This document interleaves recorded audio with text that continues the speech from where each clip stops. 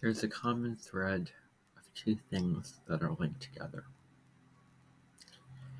One of them is passive aggressiveness, and the other is weakness.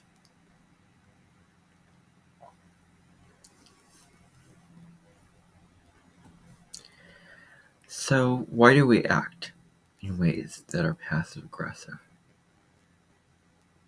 Why do we say things that are passive aggressive?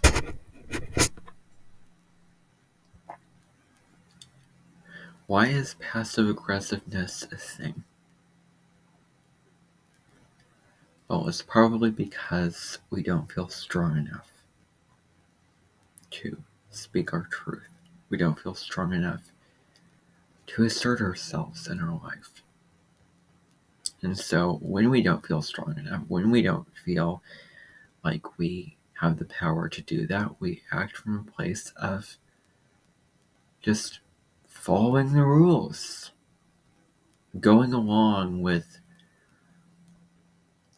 what we don't agree with, even though we don't agree with it. We still go along with it.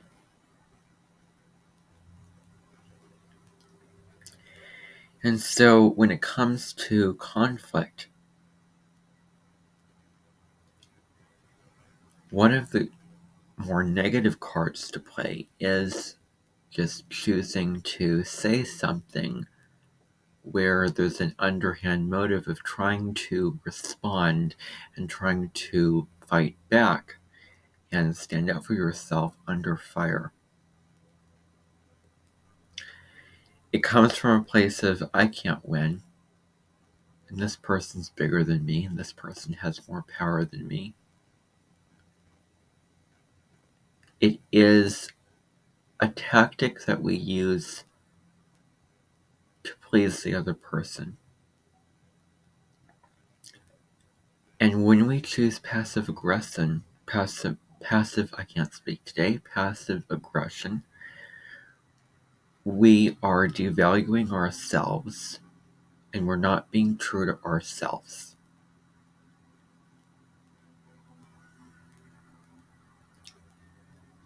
And we choose to not be true to ourselves and be in these situations because we don't feel like other people value what we have to say and really appreciate the full worth of what we have to say.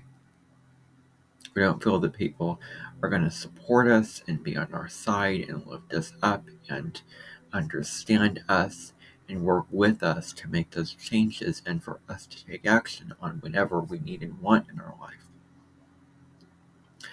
We just do not feel like people have our back, and we are really living from the outside in. When we choose passive aggression, we are allowing the external focus and how we feel about the people externally to win, and we project that onto ourselves when we choose passive aggressiveness or passive aggression.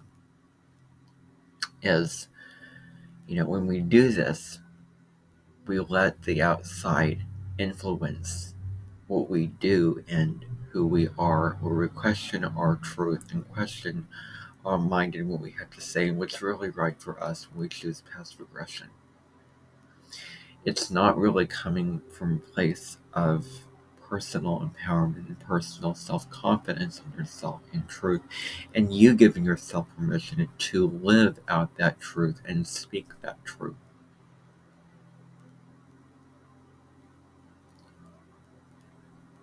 And so there's a couple of examples. Let's just say that I'm watching a video and then my grandma's trying to hear the weather or something, and I can't hear my video, or just any kind of show. Let's just make it the news. So I'm trying to watch a video on the house computer in the living room, and she is watching whatever she's watching, and she has the volume up really, really high. And so I say to her, "Can you turn that down? Can you just turn that down? I'm trying to hear what I'm hearing." And her response to that is something that can rub people the wrong way. And it's one of my pet peeves. I do not think it is respectful and right and ethical to choose passive aggression, actually. It's very interesting because in astrology, my sun and moon are in the opposite sign. My sun in Aries is the self-assertion. It's the independent one. It is the one that wants to push somebody just so that they can stand up for themselves. It's a very physical, masculine energy that is great at motivating people to stand up for themselves and do and say what they want. And when we add Libra to the mix, it it really is about relating and how to relate. And Libra is so great at tuning into the other person and considering the other's perspective and choosing compromise from a place of personal empowerment, from a place of truth. That compromise and that relating has to come from a place of the person being his or her authentic self, not victim, not martyrdom, not "I'm letting you win." I mean, for Libra energy to be working, both people have to come in with an open mind. They need to come in with the intentions of peacemaking and being open to what the other is saying, because if one person is not open and is stubborn and then the other is trying to make peace with him or her, what's that about? I mean, are you really going to tell somebody who grew up in a home with a bunch of Aries energy at play, with people being impulsive and a lot of fighting and drama, to make peace with the fighting and the drama? Am I going to make peace with the passive aggressive comment of, "Okay, you can have your way"? I'm not going to make peace with that because I don't believe in that. That was the response that I got. That was I actually want to call it a remark that I got. True story. I was sitting in the living room watching a video, and my grandma was watching some show, and the remark was, "Okay, you can have your way." It was said in a highly passive aggressive manner, and it's those little comments in general that are not healthy. Not only are they not healthy, but they come from a place of weakness, and they come from a place of personal, not feeling like you're strong enough and not feeling like you have the space to assert yourself.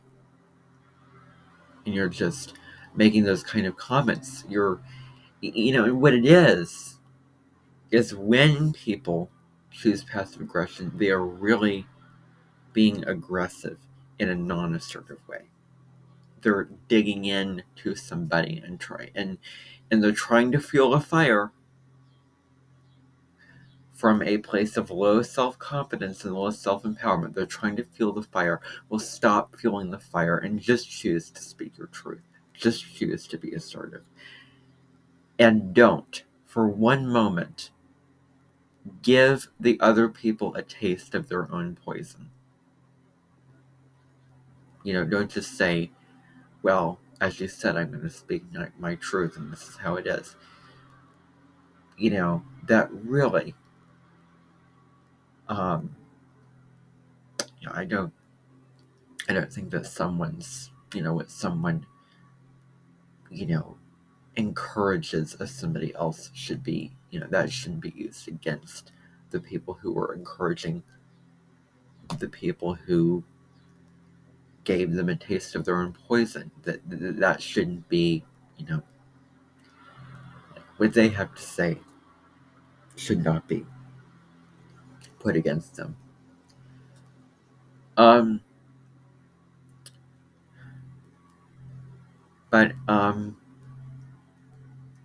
we just don't feel like we can say things and have people understand, and we feel like we can't get people to get us, and we can't get what we want, and so we just choose to go along with everyone. And of course we have to say things. We can't just bite our tongue. So we have to say something. We have to do something.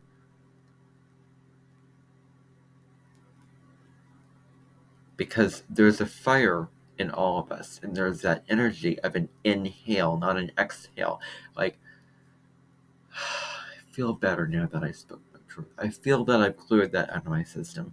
Now I feel like this issue is addressed. Now I feel like this is taken care of. Now I feel free and more abundant and more calm and more at peace because I was true to myself and because this issue got sorted out in this way, because I chose to be authentically me. When we try to suppress that energy and hold in that energy inside of us, which is our authenticity, and when we deny those parts of ourselves just to not cause disharmony and not rock the boat and not, do whatever, then we stab ourselves in the foot. We stab ourselves in the foot. We stab ourselves in the backside.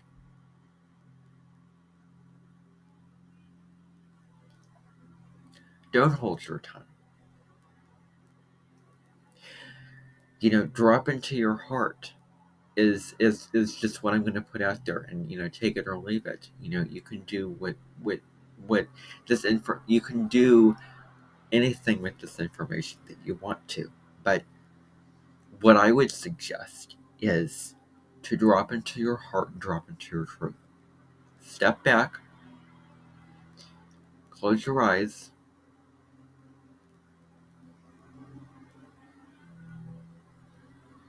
open them, take a breath, and choose to be true to yourself. And let go of the projections and the opinions and the worry of what other people are going to think of you, because what people think of you is none of your business. And people are going to talk. People are going to do that. People at times will be judgmental of your truth. But when you have the freedom and the detachment to realize that that is what they're saying, and that is their projections that they are telling you, that they are projecting onto you, and when you step back and spoke from your truth, they can say whatever they want to say. You were true to yourself. You asserted yourself. And maybe if they're not going to help you, find somebody else or do it yourself. I mean, that's the next thing, the next sort of bridge. But at least you did not shoot yourself in the foot by being passive aggressive. Hard lessons to learn in terms of maturity. I say maturity is learning to step into your authenticity. Maturity is releasing the habit patterns of people pleasing and unhealthy relationship dynamics. Maturity is being able to come from a place of truth and wisdom and act on your anger and to not choose to be violent at the same time. That's, really what, maturity comes down to a lot of the time. It isn't just learning to go by the book, because when I try to assert myself, I can't get what I want. And I have grown and I have matured And I've been conditioned, and I've been indoctrinated into thinking that, well, it's no use wanting something, it's no use needing anything or expecting anyone to do anything, it's no use achieving anything, speaking my truth, because life kills every dream that I have. It's no use. And by goodness, I sure wish it could be different, but I learned early on that, when people project their own perceptions which go along those kind of lines of when they put their speaking from a place of truth and authenticity and asserting themselves and what they need and want, doing all those things as being immature, quote unquote, that makes me angry, and that's not acceptable.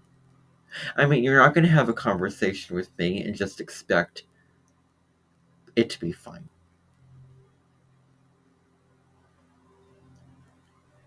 Now, I will understand and I will have the compassion, but you won't walk away if you're having a conversation with me with that belief.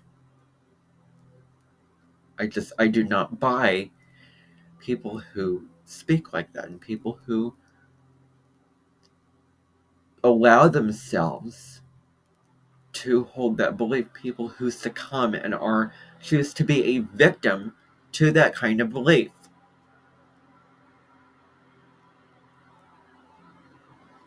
Because it's so binary. Selfish is when we choose to do things for ourselves that are violent toward others, that hurt other people. There's a difference between self-love and self-care and valuing yourself and being selfish. Projecting your anger in a negative and unhealthy way onto others, well, I mean, it's all a balance. But to balance the energies of Aries, which is super independent and super fired up and asserting yourself, in Libra, which is all about relationship, the balance is not going to fall in and result in being people pleasing and all those kind of things like that. So I would not say, and I really wouldn't recommend that people go along with passive aggressiveness. That they have the confidence and belief and the self-knowledge, the knowing themselves, and initiating and asserting what they would like changed, what they want to have happened in their life, without the fear or anxiety of what are they going to think of me, of the um the just the overall disempowerment. um yeah, so I just really wanted to make this message loud and clear. I hope that you found this contemplation interesting. I'll see you on another video.